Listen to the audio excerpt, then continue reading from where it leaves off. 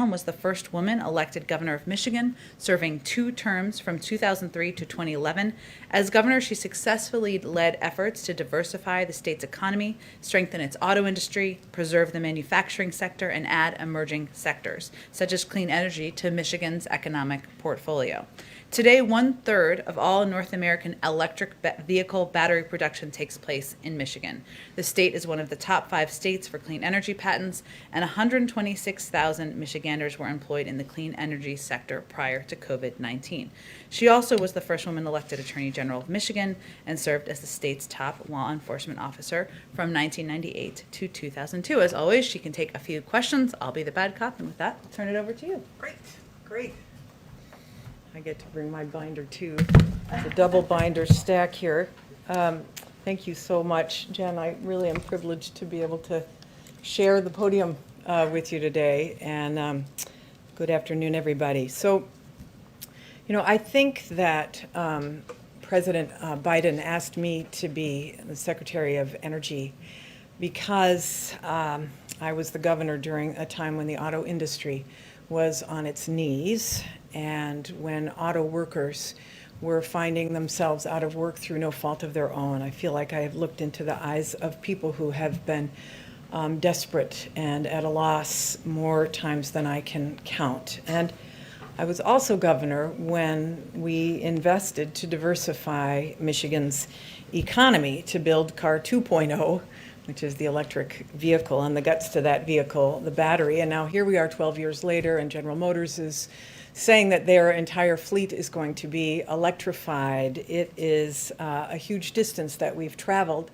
and so much of that is thanks to the decision by the federal government to invest in saving the backbone of the manufacturing industry, which was at that point the or the vehicle industry.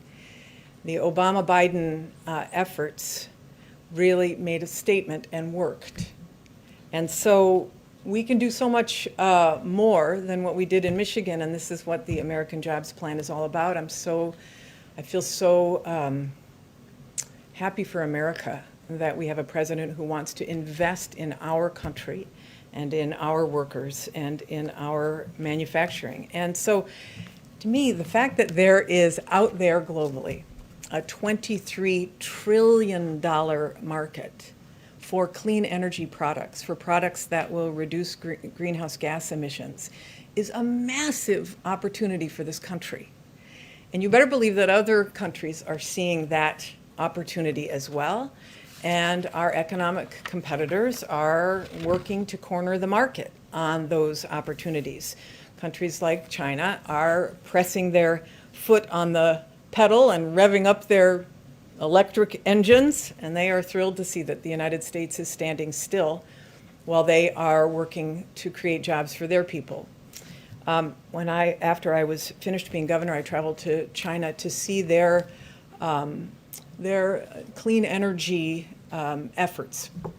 I was with a group, and we went to a city, and I was standing next to the mayor of the city in China, and during a demonstration, he leaned over to me and he said, "So, when do you think the United States is going to get a clean energy plan?" And at this point, and this was several years ago, I said, "Oh, I don't know. There's so much polarization. It's difficult in Congress to get consensus." And he just looked at me and he smiled and he said, "Take your time.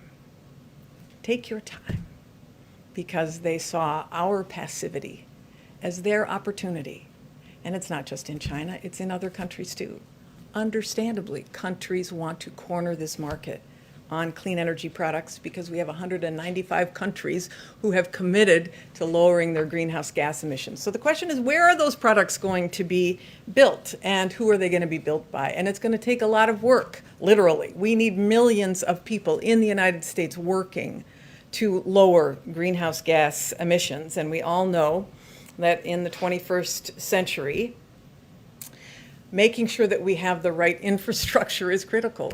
Infrastructure is, yes, roads and bridges, but it is ports and airports, and it is trains, and it is the pipes that pump water into our homes, and it is the broadband that brings the world and learning to our children. It's the broadband that brings economic opportunity to our businesses. Of course, it's the electrical grid that keeps the lights on after what happened in Texas. Can anybody really doubt that electricity and the electric grid is part of the foundation of who we are as a nation, and we need to invest in it if we want to make sure power keeps coming to our homes.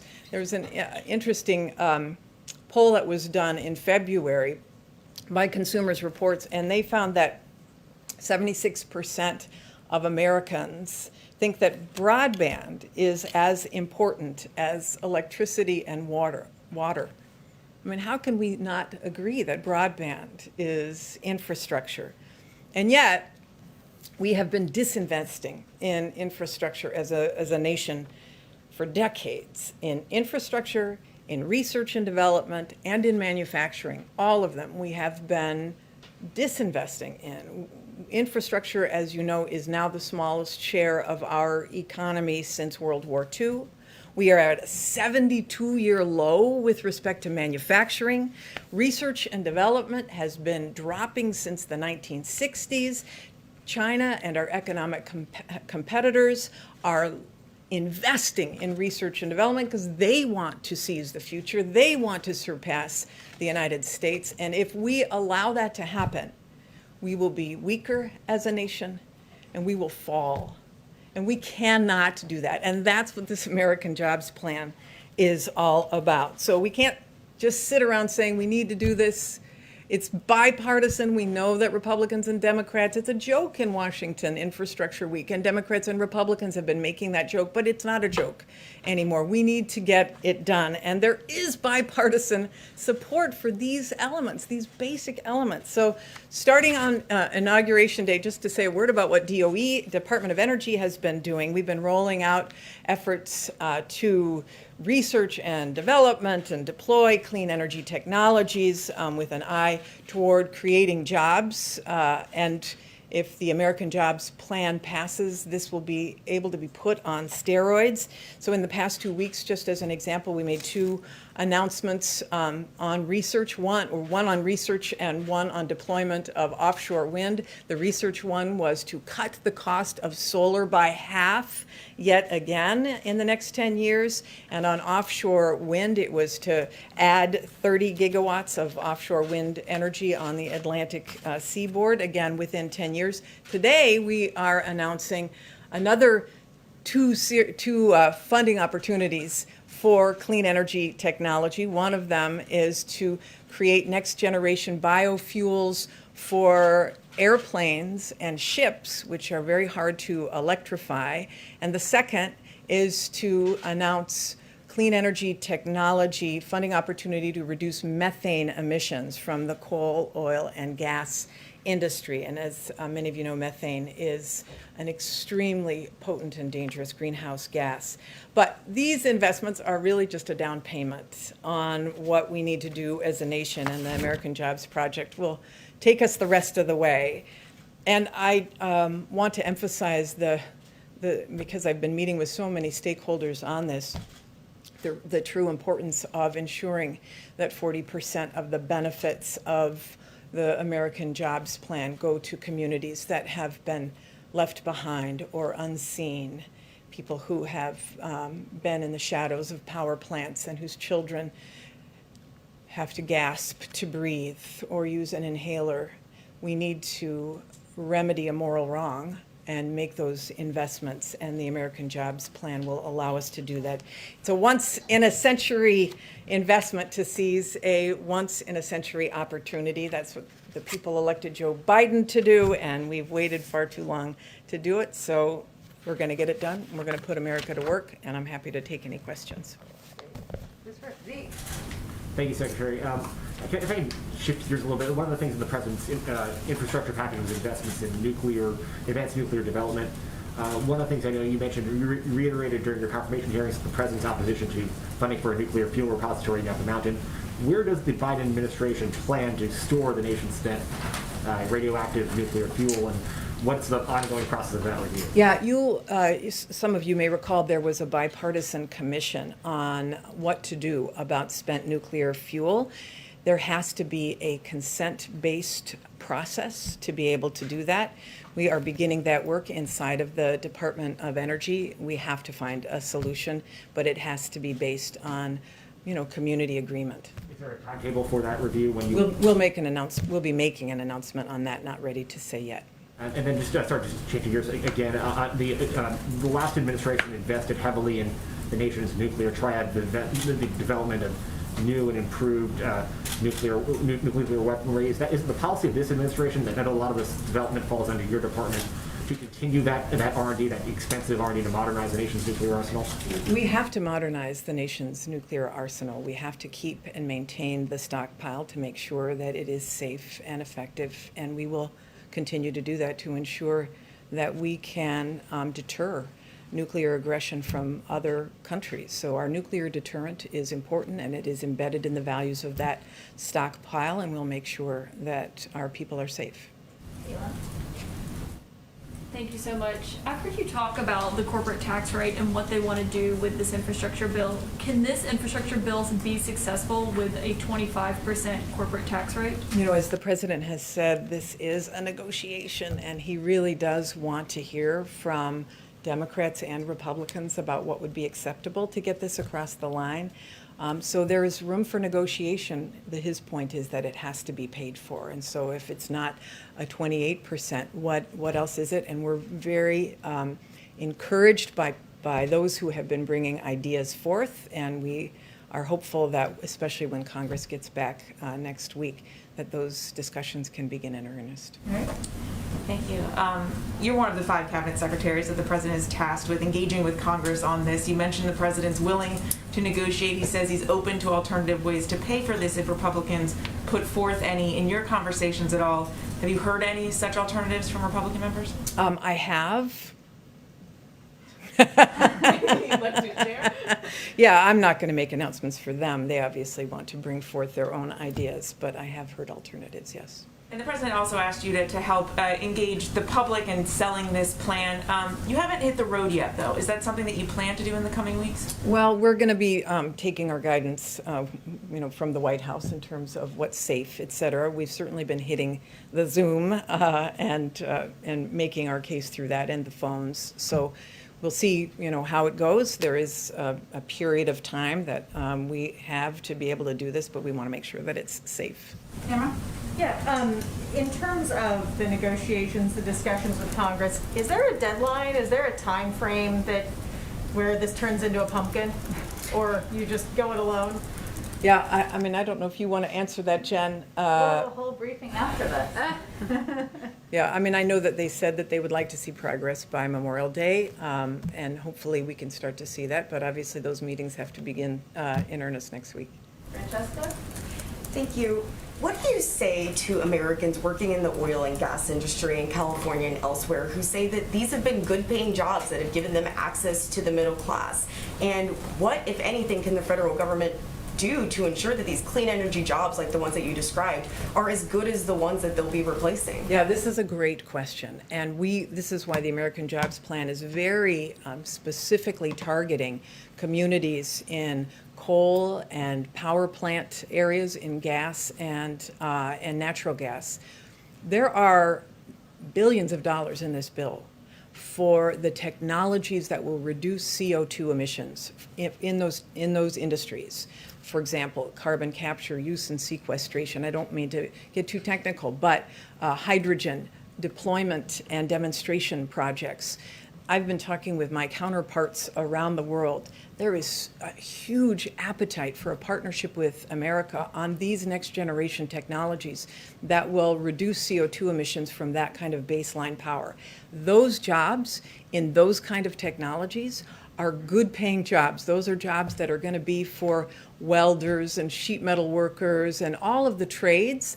And we're going to, as we put out funding opportunities, ensure that there are project labor agreements, that the people who are working in them are paid under Davis-Bacon, are paid prevailing wage. So we want to create good paying jobs all across the country, and there will be millions of them if this is passed. The opportunities, this is why we've been having a huge number of discussions with our brothers and sisters in the labor movement, in the building trades, to make sure that we do this in a way that gives their workers opportunity, and it will, and that's why they're supportive of it.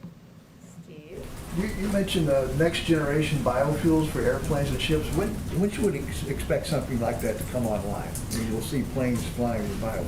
Yeah, well, it's going to take, I mean, obviously, we got to get started on it, and this is a research opportunity. It is not a deployment opportunity.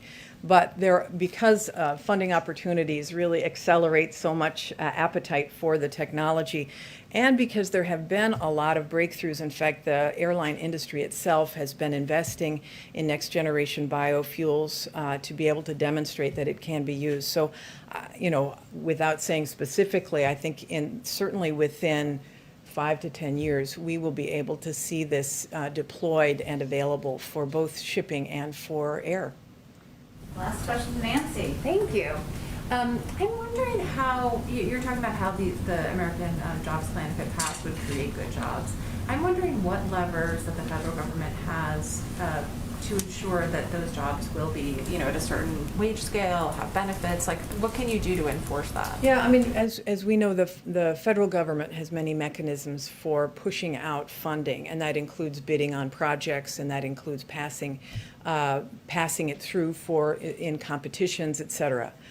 In those opportunities, you can attach strings to make sure that these are good paying jobs, that they have project labor agreements, et cetera. And so I know it is, and it's true with respect to the federal government's buying power as well, its procurement power. We want to make sure that we create good paying jobs for all kinds of people in every pocket of America, and that means good paying union jobs. So we're going to use every lever possible to be able to do that, including if you want to bid on this, you've got to make sure that you have a project labor agreement.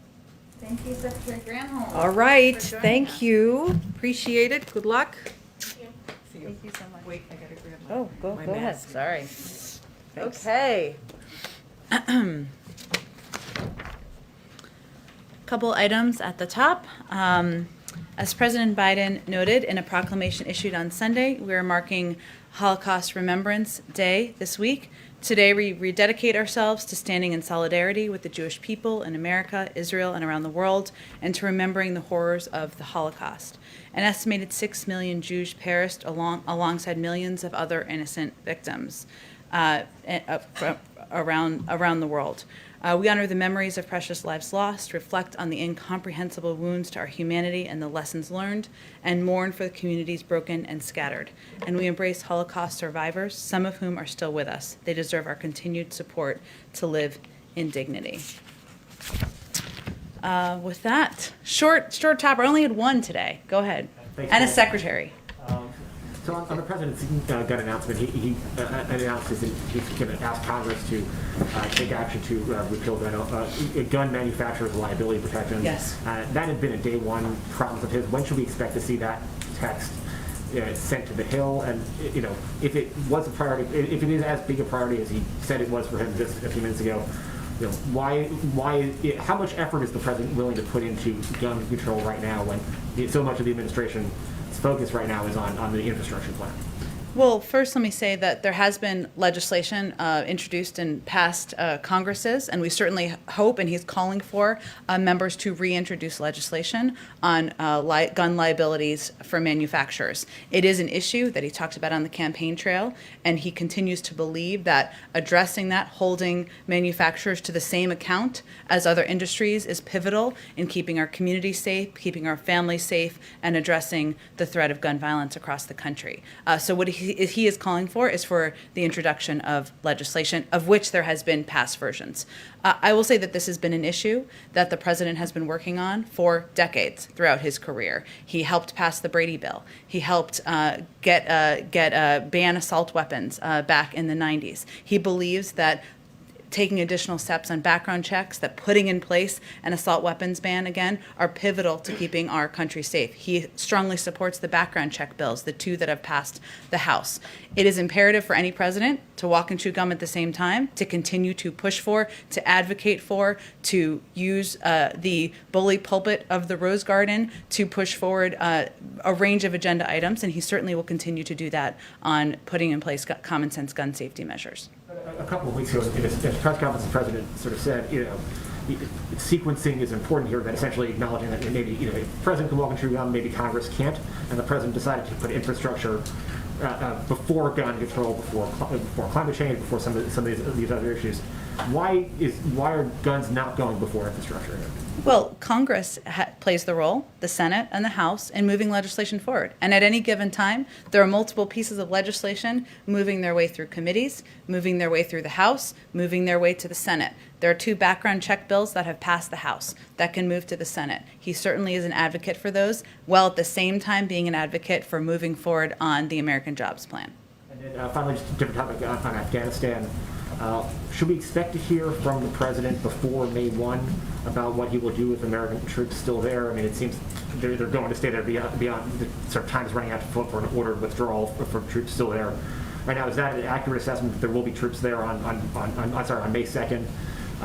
And then in terms of what is the president's message to the American people? Why is it in their interest for their troops to be serving in harm's way overseas beyond this month? Well, I'm not going to get ahead of the president's decision and announcement. I expect you will hear from him before May 1st. He has been consistent and clear that it is operationally challenging to get troops out by May 1, which is not a deadline he put in place. It is a timeline put in place by the prior administration. And there are certainly conditions on the ground, including efforts at diplomacy, efforts to negotiate with the Taliban that have been underway for the last several weeks. But you will certainly hear from him, and once you do, we can absolutely have a conversation about where we go from here.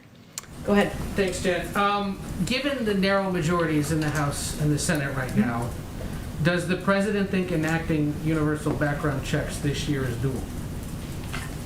I think the president is going to leave the analysis of what's viable and doable to all of you and people on the outside. And certainly he's not vote counting himself, but he is also clear-eyed about the challenges in moving forward with legislation with the current makeup of the Senate. He is going to continue to advocate for that, as he did just today, just this morning in the Rose Garden, surrounded by some of the bravest and most courageous advocates for gun safety legislation in the country. But he also is not going to wait. And that's why he took action on, announced several steps that can be taken in the form of executive actions, in the form of guidance, and in the form of nominating someone to lead the ATF, because he feels you can't wait, and he's going to use the power of his presidency to take steps forward. Because this gets a little bit of what Zeke was getting at. I mean, we have a jobs cabinet now. We have face-to-face and Zoom meetings ongoing with Republicans and Democrats about infrastructure.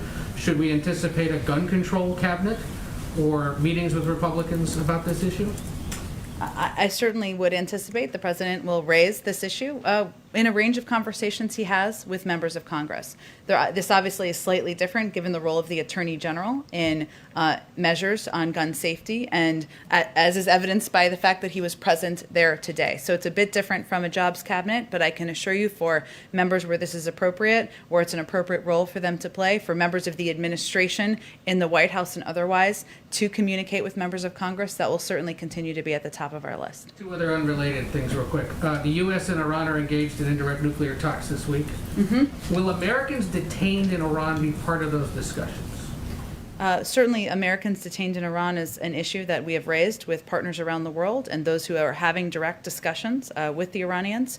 In terms of the focus and content of these discussions, I know they'll do a readout when they conclude the meetings, likely tomorrow. And beyond what Secretary Blinken, I know he held a meeting with families or representatives of them early on. Can you give us a sense of what else may be ongoing in this regard? in the effort to get Americans who abroad. are detained.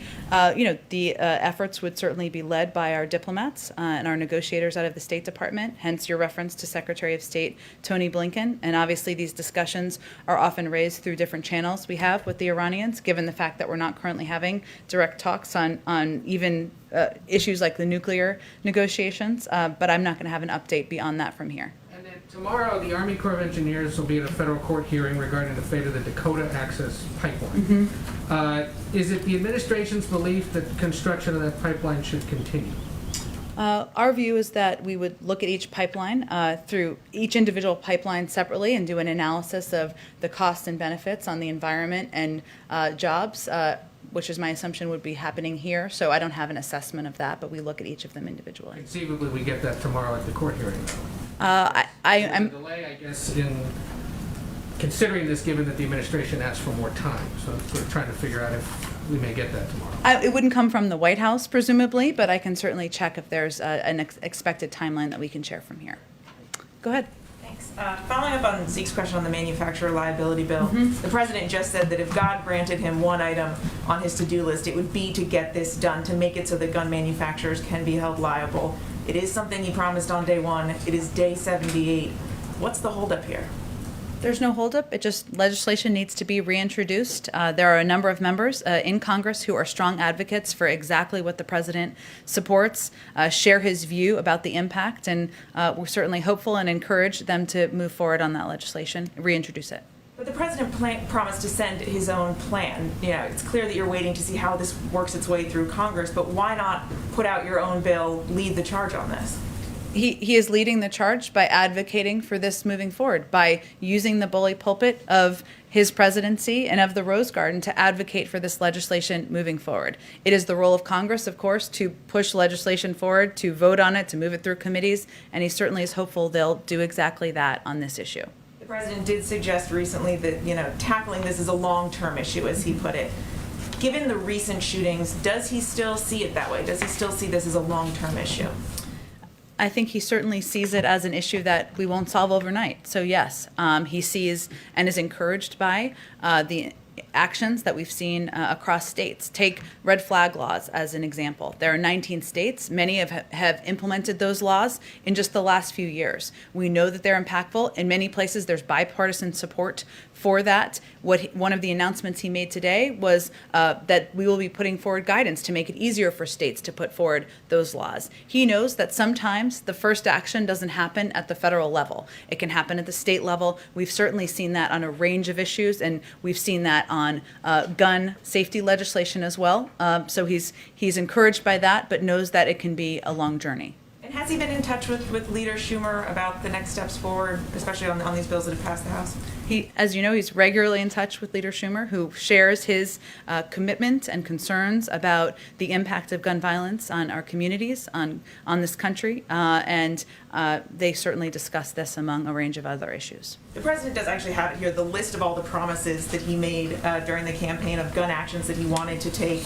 Obviously, you're doing what you think you can unilaterally, waiting for these measures to work its way through Congress. Does the president feel that he's doing everything he can to meet the scope of these commitments right now?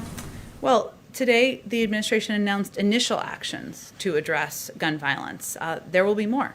That is absolutely his commitment. And he also will use the power of his presidency, his voice, his political will to advocate for actions in Congress. He also recognizes that there are incredible roles to be played by many of the gun safety groups and leaders that were here today who have helped pass laws in states across the country on everything from background checks to red flag laws, efforts that have had a measurable impact in states to reduce incidents of gun violence, of homicide, of suicide as a result of guns. So he will remain engaged with those groups and those leaders as well, and he will work on this through many levers.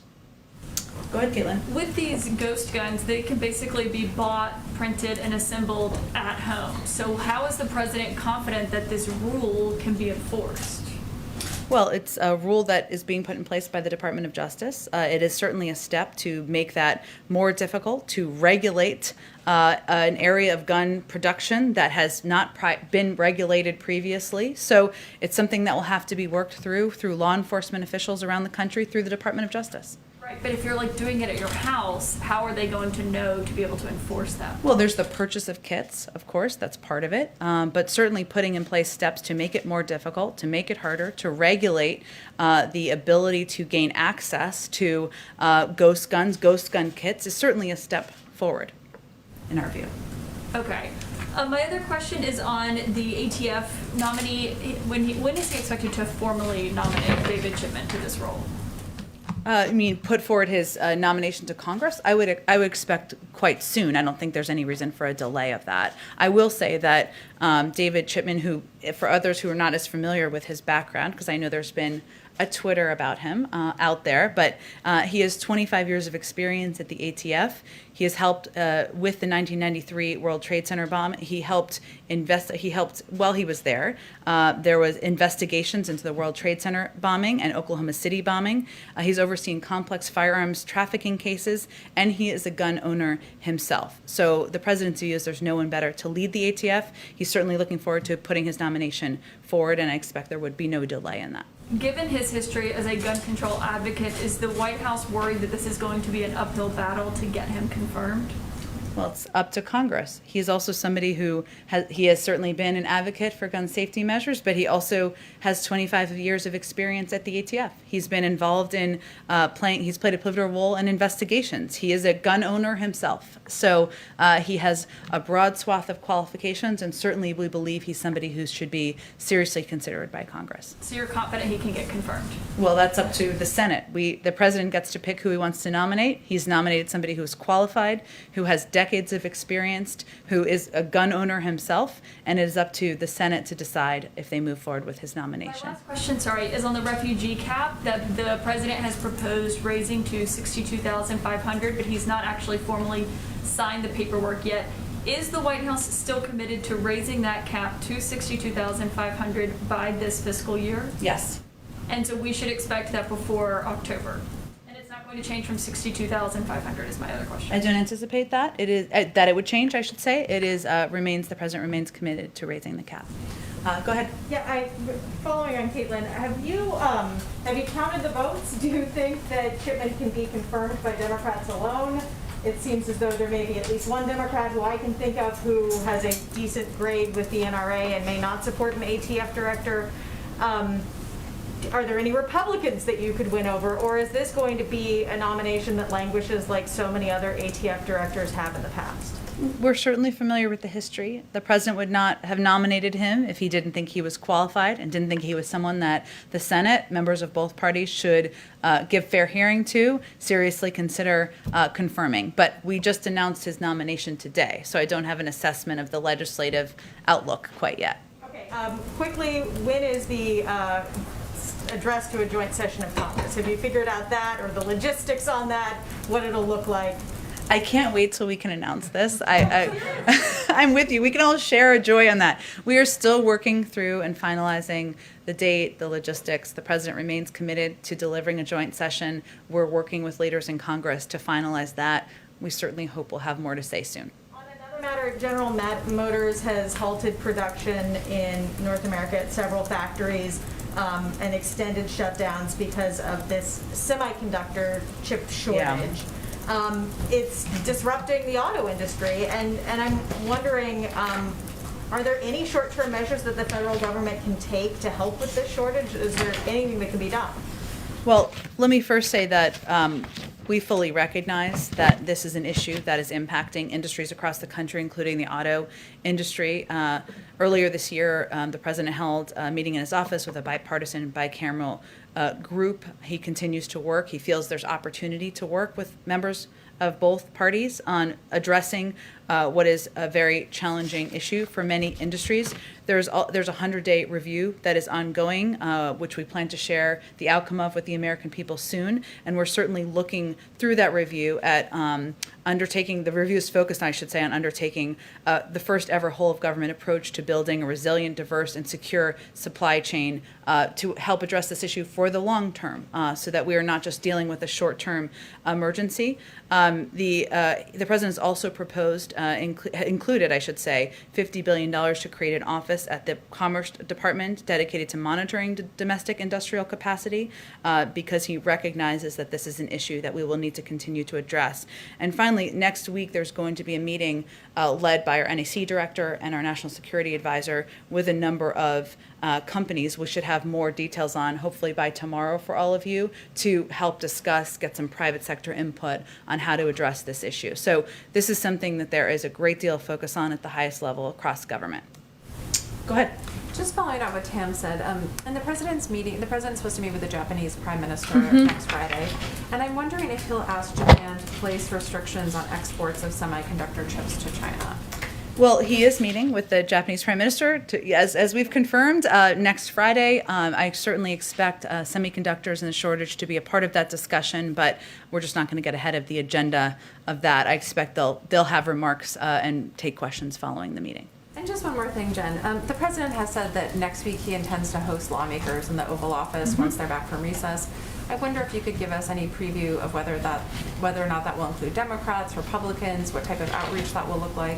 I expect he'll have both Democrats and Republicans attend or join. And once we have confirmation of attendees, we'll share that information with all of you. Go ahead. The meeting next week on semiconductors, do you expect that to lead to some recommendations on what to do about this problem? I would say, Steve, that it's part of our effort. And again, it's led by the National Security Advisor and our Director of the National Economic Council. So it shows you what a priority this is to the president, to have a discussion about best practices, what how the shortage is impacting their industries, take that information back as part of our 100-day review.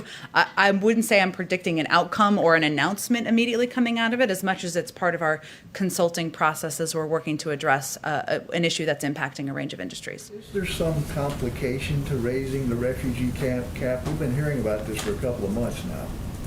No, we remain committed to it, and I know there's a question about signing the paperwork, but it remains a commitment, and when it's signed, we will update all of you on that as well. There's been an escalation of violence in Northern Ireland. Are you aware of this? You have a Yes. response to this? We do. In touch with the parties? We do. We are concerned by the violence in Northern Ireland, and we join the British, Irish, and Northern Irish leaders in their calls for calm. We remain steadfast supporters of a secure and prosperous Northern Ireland in which all communities have a voice and enjoy the gains of the hard-won peace. We welcome the provisions in both the EU-UK Trade and Cooperation Agreement and the Northern Ireland Protocol, which help protect the gains of the Belfast Good Friday Agreement. At this point, I would expect that engagements and discussions are at the level of the State Department, and I expect my colleague over there, we'll see if he has an update on those engagements today in his briefing. Go ahead, Francesca. Jen, Florida Governor Ron DeSantis announced a lawsuit today against the CDC and the federal government demanding that cruise liners be able to operate again. And Florida's Attorney General said the suit was filed this morning against those entities and HHS, pushing to have the government's conditional sale order declared unlawful. Does the White House have a response to Florida's lawsuit? We don't have a direct response to a lawsuit nor a comment on a specific legal action, but I will just reiterate that the CDC guidance is based on data and health and medical guidelines. Hence, that's why they put it out and why they regularly update it. The president has set forth July 4th as the date he'd like to see Americans who are vaccinated be able to gather in small groups. At the same time, the CDC said last week that there's a low risk for vaccinated Americans who travel. So does the president think it's an appropriate timeline of July 4th? That's what the cruise industry, specifically Norwegian travel, is asking for, is a July 4th date here. We would defer to the CDC on any updated guidelines, but I don't anticipate that. But I would defer to them on any expectation they have of changing those guidelines. Again, they base them on health and medical experts who work at the CDC. They base them on data. The president's announcement on July 4th has nothing to do with cruise lines, as you know. It has to do with incentivizing, encouraging Americans to get access to the vaccine when they can get vaccinated. As we know, by the end of May, we will have enough vaccine supply to ensure every adult American can be vaccinated. So that's more about gatherings, small gatherings in your backyards, which is quite different from cruises, of course. Well, the reason I brought up July 4th is because that's the date that Norwegian Cruise Line is asking for them to be able to allow to vaccinated individuals to be able to cruise. So that's where the July 4th date comes from. But also, more broadly speaking, they're asking in this industry for them to be able to be treated the same way that planes and airlines are able to be treated. So is there any specific concern that the White House has about allowing people who've been vaccinated to be able to resume cruising? Again, we rely on the guidance of the CDC, health and medical experts. There's a return to science in this administration. They have guidelines they've put out on cruise lines. If they decide to update them, that is their prerogative to do, but that's not a decision made by the White House. Go ahead. Since the last time you were asked about the state and local tax deduction. Jonathan Salant, by the way, I recognize you by your voice. I can't see your mustache. He has a good mustache, for anyone who doesn't know. Go ahead. Last time you were asked about state and local tax deduction. Yep. Since then, Speaker Pelosi has now come out in favor of removing the cap. You know, we know where Schumer stands on the cap. And we also know that enough House Democrats, mainly from New York and New Jersey, have said they won't support bills without removing the cap. And they could sink the bill if they stand to that thing. Given that, are you working with members of Congress now to try to find a way to address their concerns in the deduction cap? Well, we certainly know this is a proposal that a number of members have, and they've advocated for eliminating the SALT deduction, or returning the SALT deduction, I guess I should say. It is not a revenue raiser, as you well know, but we are open to hearing their ideas, whether it's this or whether it is different proposals or different numbers for the corporate tax rate, what it could be raised to, or whether it is different ways we can approach expanding broadband access or rebuilding our roads, railways, bridges, and helping our caregivers. So we expect this to be a part of the discussion. We expect members to continue to bring forward ideas, including around issues like SALT, and that will be a part of the negotiations moving forward.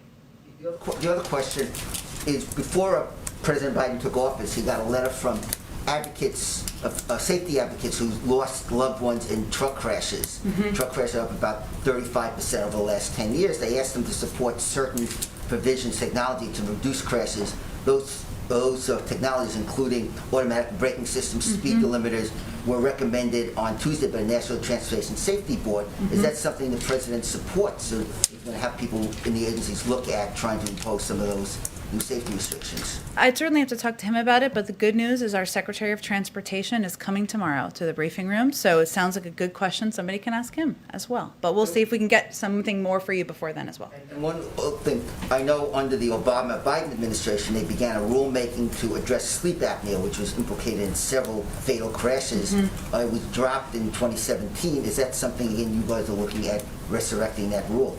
I remember that rule well. I would have to check with our team who works on rulemaking as it relates to transportation. And again, these all sound like good questions for our Secretary of Transportation, but we'll work in between now and then to get you some answers as well. Go ahead, Ann. Yeah, just back on the liability, gunmaker liability issue again, at the risk of flogging a dead horse. I'm just wondering if you can explain what changed between when, as a candidate, Biden said that he would send legislation himself on day one to now, day 70, whatever it is, when your position is that Congress should do this on its own. Is that right? What I don't think we're saying on its own, on their own.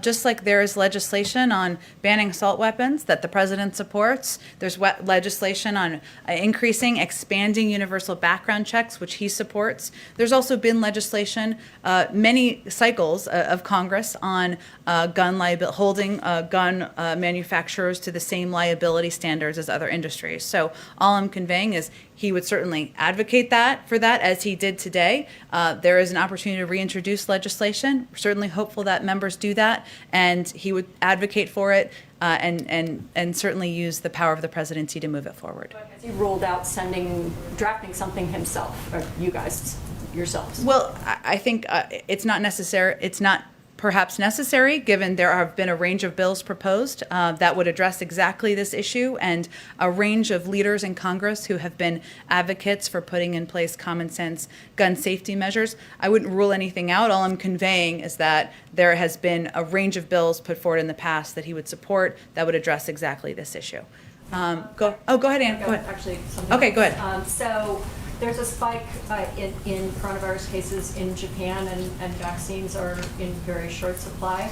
With the Prime Minister coming next week and the Tokyo Olympics as a huge priority for the Japanese, is it still the U.S. position that American athletes should attend those games? And are you persuaded, is the President persuaded, that they will be safe? Our position hasn't changed. Obviously, we work in close coordination with the U.S. Olympic Committee on assessing, and with our health and medical advisors in the U.S. government on assessing, but our position has not changed in their attendance at the games. One more very quickly. Is there any update on announcements for ambassadors? We're now past March, which you had said was sort of when many other administrations had done so, and you haven't put any big ones forward yet.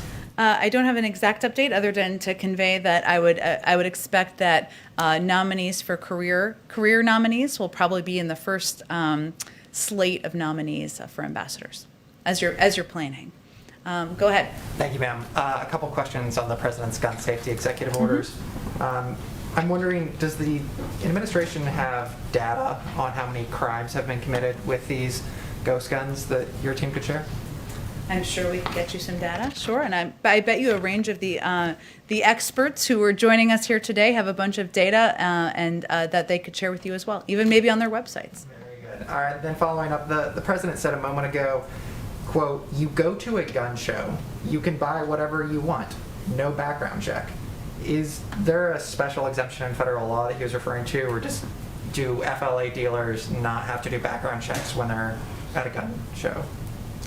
Are you asking me if he was referring? No, it's okay. Were you asking me if he was referring to like a specific circumstance? Or I'm sorry, just tell me a little bit more about your question. I mean, is it the President's belief that you do not have to undergo a background check when you are at a gun show?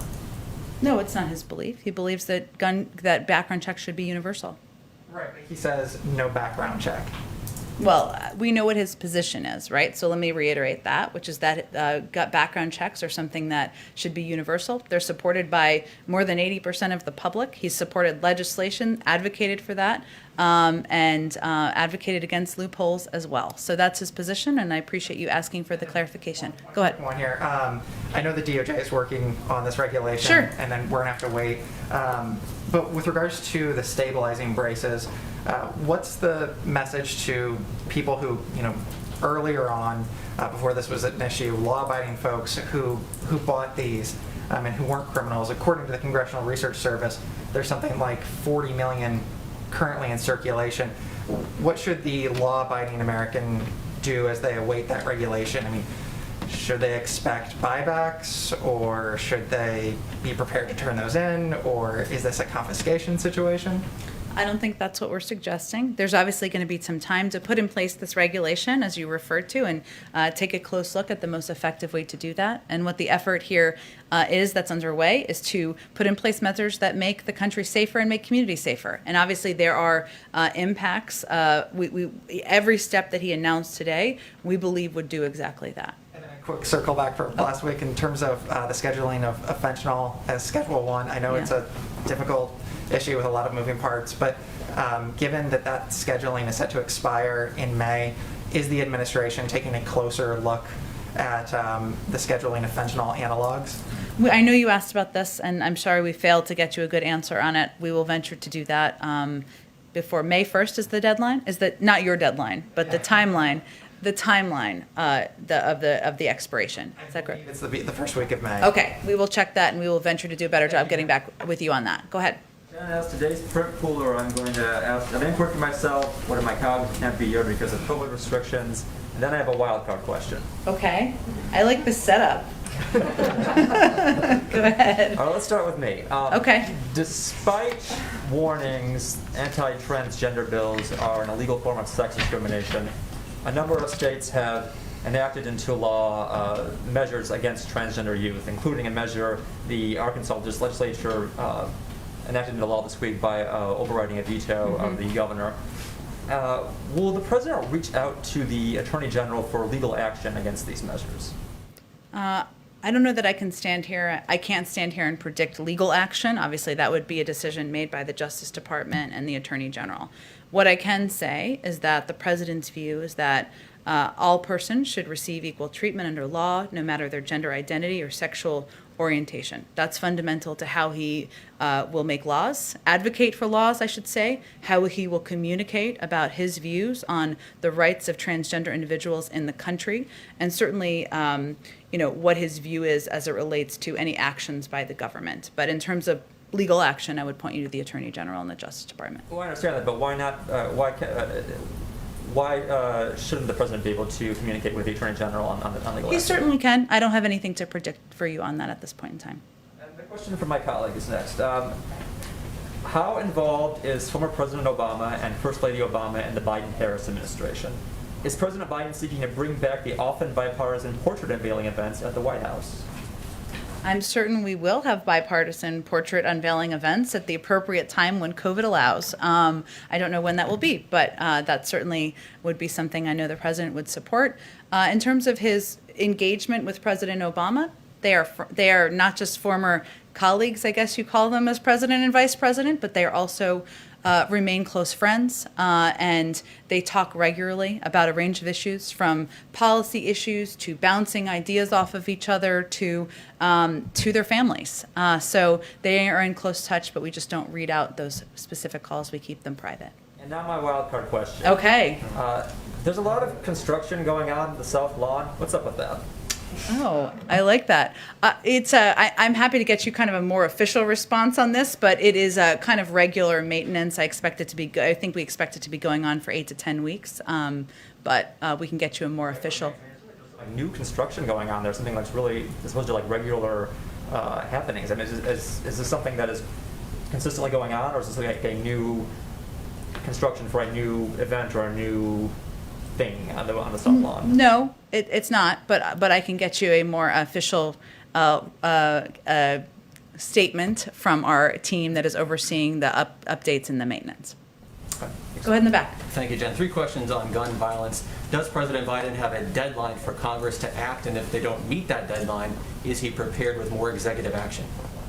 First, the president's not going to wait for Congress to act to take additional executive actions. This is the beginning. He will continue to have his team review, both from a policy and a legal standpoint, additional executive actions that are possible to take. I would just remind everyone that he also led the effort to put in place nearly 24 executive actions under the Obama-Biden administration, and he fully recognizes that the only way to put in place permanent long-term measures to keep our children, our communities, and our families across the country safe is by passing legislation. So he is also committed to that, but he's not going to wait. He can move on both levers at the same time. And how soon does the president expect or hope to see change due to the executive action today? Change in what way? How soon does he expect to see some of his policies in place? Well, there are certain periods of time of reviews for different components of this. Obviously, things like the guidance on red flag laws is something that states could use as soon as that's prepared and distributed to move forward on putting in place red flag laws. There are certain components of this that require 30 days, 60 days, et cetera. So I would say it just depends on the component of his what he proposed this morning. Final question for you. President Biden mentioned Fred Gutenberg by name in the Rose Garden today. What role did Fred and other gun safety advocates play in crafting this executive action? Well, first I would say that people like Fred Gutenberg and Shannon Watts and Gabby Giffords, I mean, these are people who are absolute heroes on getting gun safety measures in place. They have led the effort when there was no appetite in Washington and none at the federal level to move forward on putting in place laws around the country. And the president recognizes that, and he has a huge respect and value for the role that they've played. That's why they were here today. He's had conversations, our team has had conversations at a range of levels with a number of these gun safety leaders through the course of the president's presidency, and they have ideas, they have proposals, and certainly that's taken into account as we were considering policy options to put forward today. Go ahead. Go ahead. German Chancellor Merkel spoke with Vladimir Putin today and demanded a withdrawal of the Russian troops on the Ukrainian border. What is the U.S. position, and has there been any contacts between the U.S. and Russia in the recent days about this issue? I don't have any additional contact to read out, aside from I think the last high-level contact was at the defense minister level that took place at the end of last week. But since you gave me the opportunity, let me just convey that the United States is increasingly concerned by recent escalating Russian aggressions in eastern Ukraine, including Russian troop movements on Ukraine's border. Russia now has more troops on the border with Ukraine than at any time since 2014. 5 Ukrainian soldiers have been killed this week alone. These are all deeply concerning signs. We are, of course, President spoke with President Zelensky, as you know, last week. In addition to reassurances to Ukrainian officials, the United States, we are also discussing our concerns about the increase in tensions in ceasefire violations and regional tensions with NATO allies. So that's another part of the conversations that is ongoing. But I don't have any engagements with the Russians to read out. After issuing a multitude of sanctions in the last years, and even after calling Vladimir Putin a killer, as the president did, in general, what do you think? How is the influence? Does the U.S. and does the the West in general have any influence on Vladimir Putin? Do we have any influence on Vladimir Putin? Look, I think that is perhaps in some ways suggesting that just because someone does bad behavior, we shouldn't hold them accountable unless we know it's going to immediately change their behavior. And that's just not how we see foreign policy or how we see our engagement in the world. And look, I think our focus is on, there's still an ongoing review, weeks not months, and that we are assessing as it relates to the troubling actions of Russia and this Russian government, where there will be consequences, as the president has conveyed, seen and unseen, and we hope to have more on that soon. Go ahead. Just to follow up on your answer there regarding former President Obama, because you said they are in touch fairly regularly. Mm-hmm. Can you more clearly define fairly regularly? No, that would be violating their friendship. Okay. Is it fair to say he is... The privacy of their friendship, I should say. Is he fairly regularly in touch with any other former president? I would say he is the president he's most former president he's most frequently in touch with. Are we talking a few times a week? A few times a month? I'm not going to give it a more I'm not going to define it more, other than to say that they engage not just about important moments in our country, but also about their own families. They have a connection on a personal level, so they discuss a range of issues when they connect. Yeah. Go ahead, Caitlin. Does the president agree with Senator Manchin that budget reconciliation should not replace regular order in the Senate? Well, first, for those of you who read the op-ed today, or didn't read the op-ed, either way, did you all read it? Oh, surprised to hear, I will say there's a couple of principles the president has as it relates to engagement with Congress and how Democrats and Republicans should work together. The time has come to end these political games and to usher a new era of bipartisanship where we can find common ground on the major policy debates facing our nation. He also believes the issues facing our democracy today are not insurmountable if we choose to tackle them together. And he definitely believes that Republicans have a responsibility to stop saying no and participate in finding real compromise with Democrats. Does he agree with this line? Well, let me just say, those are all lines in Senator Manchin's opinion piece. Look, the president believes that there is a path forward to get this American Jobs Plan passed with bipartisan support. That's why he's going to invite Democrats and Republicans here. That's why he's going to hear from them on their ideas that they've already put forward. We're going to leave it to leaders in Congress to determine the mechanisms for moving things forward, but we think there should be every opportunity to do this on a bipartisan basis. Hey, Jim, just one more thing. Yeah. Can you rule out those Russian sanctions coming this week? Coming this week? Yes. How about next week? I'm not going to rule out further. I'm just trying to give you some sleep tomorrow. We already have the budget guidance coming tomorrow. We can't overload you on a Friday. One more thing about infrastructure. I know that you mentioned Secretary Buttigieg would be here tomorrow. Unfortunately, due to social distancing, I will not be. So when it comes We to will the take roads your and- questions with one of your colleagues. We will email the print pooler, but Okay. with regards to the 20,000 miles of highways, roads, and main streets that Yep. are in the president's infrastructure plan, it also says it will fix the 10 most economically significant bridges in the country, and it specifically says it will repair the worst 10,000 smaller bridges. So the White House, to this point, has not released any sort of a list of these. So why isn't there a list that you can share with us? And presumably there is some sort of a list, because otherwise, where did you get the 20,000 and 10,000 numbers from? In terms of roads and railways that need to be repaired? Yes, where did those numbers come from? We can certainly get you a citation. What I did the other day, but I'm happy to reiterate, is explain that we expect that the package and the funding will come through a combination of grants, formula grants, and competitive grants, right? And formula grants are allocated to states based on certain criteria, like the number of miles of an interstate highway or a population in a given urban area. Most of our existing transportation funding flows through formula grants. So with past infrastructure funding bills that have gone through Congress in the last several decades, this gives states a lot of flexibility in covering how they repair roads, how they repair things that need to be repaired in their state. The other the type of funding is competitive grants, which those 10 bridges you talked about, they would be through competitive grants. So these direct funding to certain policy goals, like the Tiger Grant program that was a part of the Recovery Act. So there's just different, we expect that to be how it's structured. That will all be discussed and finalized through our conversations with members of Congress, with leaders in Congress, about what the combination of those funding components should be. Thanks, Jen. If I can speak on one final then question. Yeah. The Vice President talked a little bit about his, so the President talked about his role as Vice President leading the Obama administration's actions on guns. We've seen a lot of conversations about gun control legislation in that Rose Garden before. Yep. Why does the President think that this time will be different than any other time, particularly when he was in the Vice Presidency for this legislation, and how much, and is he committing that it will be different, I should say? He is committing that it will be different.